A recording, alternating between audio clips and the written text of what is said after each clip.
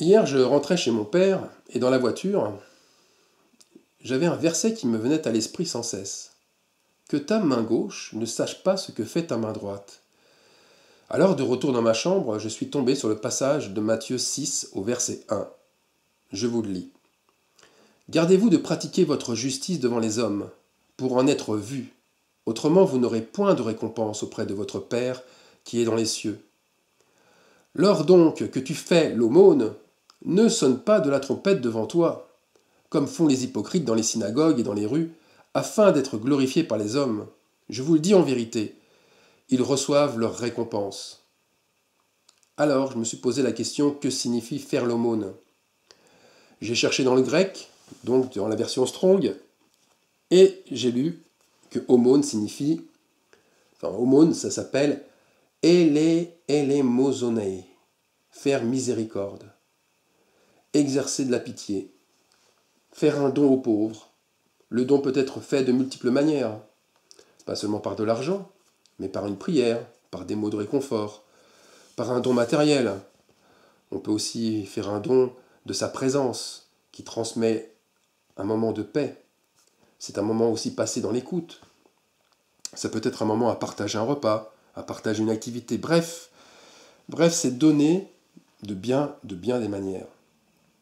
La racine de ce mot grec signifie éléos. Et éléos, c'est exercer de la bonté, de la bonne volonté envers le misérable et l'affligé, joint à un désir de les aider. Donc faire l'aumône, c'est bien s'occuper des affligés d'une manière générale. Mais en réalité, quand on fait du bien aux autres, il n'y a pas besoin de le dire, ni de le crier à tout bout de champ et sur tous les toits. Jésus, lui, que faisait-il? Il ne parlait à personne de ce qu'il faisait. Ce sont ses disciples qui ont écrit ce qu'il faisait. Lui, quand il faisait l'aumône, il ne s'en vantait point. Il disait à celui qui l'avait aidé, « Surtout ne dis rien à personne. Montre ton miracle aux chefs religieux et donne-leur ton offrande. » On lit ça dans Matthieu 8 au verset 4. Garde-toi d'en parler à personne, mais va te montrer aux sacrificateurs et présente l'offrande que Moïse a prescrite, afin que cela leur serve de témoignage. Nous n'avons pas à sonner de la trompette lorsque nous faisons ce que le Seigneur nous inspire. Dieu a vu notre action et nous devons garder cela secret. C'est comme pour la prière, nous ne devons pas en faire étalage sur la place publique, mais aller dans notre lieu secret pour parler à notre Dieu. Lorsque les 70 disciples sont allés 2 à 2 dans les maisons, il ne nous est rien dit sur le résultat de leur action. Il n'y a eu de mémoire qu'un seul cas évoqué, celui d'un démon qui n'a pu être chassé. Plutôt que d'être félicités par le Seigneur, les disciples ont été repris, sévèrement repris à ce moment-là, à cause de leur manque de foi. Je vois bien qu'il y a une grande confusion dans le fait de rendre témoignage. Nous n'avons pas à raconter dans les détails de la manière dont le Seigneur nous a inspirés, tout comme les circonstances de ce que nous avons dit ou de ce que nous avons fait. C'est celui qui est délivré qui témoigne, et lui seul, et pas n'importe comment. Il ne dit pas, il ne parle pas, mais il montre. C'est une démonstration visuelle de sa délivrance. Et en plus, il présente en même temps l'offrande.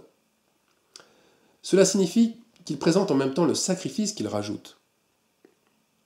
Par exemple, s'il a été guéri, il doit présenter en même temps qu'il montre sa guérison un sacrifice en guise de reconnaissance. Bien sûr, cela peut être de l'argent, mais cela peut être un service aussi, qu'il veut bien rendre ou qu'il veut bien faire. Ça peut être un don qui répond aux besoins qu'il a vus dans l'assemblée, ou un don évoqué par le chef religieux. Alors attention, on ne montre pas à celui qui a exercé le bien, mais à celui qui représente le responsable religieux, le sacrificateur. Dans l'assemblée chrétienne, le sacrificateur fait office d'ancien. Par exemple, une personne qui reçoit l'Esprit du Seigneur, qui se repent de ses péchés, produit en guise d'offrande un acte montrant que sa conversion a du prix, qu'elle a de la valeur. Par exemple, il a arrêté de fumer, il a arrêté de se droguer, il a changé ses habits, il a mis en ordre ses affaires, il s'est réconcilié avec ses ennemis. Tous ces changements d'attitude, de comportement, sont vraiment significatifs d'une conversion. Vous voyez, Le témoignage véritable se fait non par les disciples eux-mêmes, mais par ceux qui ont été libérés de leur fardeau, par ceux qui ont été libérés de leurs liens, libérés de leur maladie. C'est cela aussi quand Jésus dit, en Matthieu 6, verset 3, « Mais quand tu fais l'aumône, que ta main gauche ne sache pas ce que fait ta main droite. » En d'autres termes, quand tu fais l'aumône avec ta main, cela reste dans le secret, pour que l'autre main, l'autre membre, qui peut être même ta bouche, n'en dise rien. Ce que nous avons fait, ce que nous avons dit, ce que nous avons entendu doit rester prisonnier du membre qui l'a exercé. Sinon, eh bien, nous péchons par orgueil, et nous ne valons pas mieux que les hypocrites dans les synagogues. C'est par conséquent à celui qui a été délivré de témoigner. Et chose paradoxale, pas dans l'assemblée de celui qui a exercé la délivrance. Mais nous devons faire comme Jésus a fait, l'envoyer vers d'autres assemblées, vers d'autres églises, là où il est originaire. S'il avait l'habitude de fréquenter une église catholique, c'est là qu'il ira. Il ira voir le curé. S'il connaissait le pasteur de l'église évangélique, c'est vers lui qu'il ira témoigner. Et s'il ne connaît personne, alors, que va-t-il faire? Eh bien, il ira vers une figure religieuse influente, là où son cœur et l'esprit qu'il a reçu le guidera, en tous les cas, près de son lieu de vie quotidienne. Alors pourquoi Jésus fait-il ainsi? Nous l'avons lu dans Matthieu chapitre 8, afin que cela leur serve de témoignage. C'est le meilleur moyen de sensibiliser l'attention et l'intérêt de tout le monde. Le curé du village, par exemple, il cherchera à savoir si les autres de la paroisse, puis ceux du village, connaissaient la personne avant sa délivrance. Tout cela afin d'attester des changements. Et tout se saura très vite. La réputation, comme la renommée de celui qui a créé cette délivrance, se propagera rapidement. En l'occurrence, ici c'est Jésus-Christ qui doit être reconnu comme le bienfaiteur. Ce n'est pas le croyant qui a été inspiré à le délivrer du mal qui l'oppressait. Alors pourquoi croyez-vous qu'il y avait autant de religieux autour de Jésus quand il enseignait? La réponse, elle vient d'elle-même, parce que les délivrés allaient vers les sacrificateurs pour qu'ils constatent leur guérison, et que l'offrande qui leur a été faite, cette offrande, confirmait le manque d'intéressement personnel du nouveau croyant. Mais il confirmait la volonté du croyant à vouloir pratiquer la justice de Dieu. Alors, intrigués, la nouvelle se propageait rapidement par les sacrificateurs eux-mêmes, qui cherchaient à tout prix à rencontrer la personne bienfaitrice. Et on sait dans les évangiles, c'était Jésus. Jésus autour duquel il y avait tant de mystères. Mes frères et sœurs, ne nous trompons pas de trompette.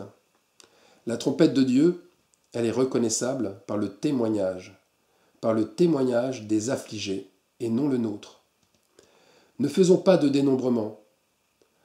Ne comptabilisons pas nos actions, mais pratiquons la justice de Dieu avec humilité, ne regardant qu'aux besoins de celui qui s'approche de nous, donc qu'aux besoins de celui qui s'approche de Dieu.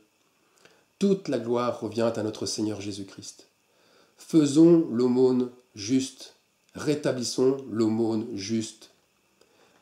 On lit ça en Matthieu, chapitre 6, verset 4. Je prends la version de la Bible Martin. Afin que ton aumône soit dans le secret, et ton Père qui voit ce qui se fait en secret t'en récompensera publiquement. Faisons comme les premiers apôtres. Ils écrivaient chaque jour les actes du Saint-Esprit à travers ce qu'ils vivaient. Amen.